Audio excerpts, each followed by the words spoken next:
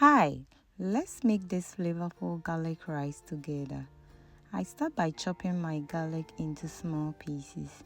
Remember, the more garlic you use, the richer the flavor. I'm also adding a little onion to bring a beautiful sweetness. Though not traditional, but trust me, it tastes so good. Next, I gently flap my leftover rice with my hands to separate the grains so the rice fries evenly. Now in a pan, I'm going to heat a bit of an oil and fry the garlic on low heat. Once the garlic is nicely toasted, I add in the onions and saute until they soften and release their aroma.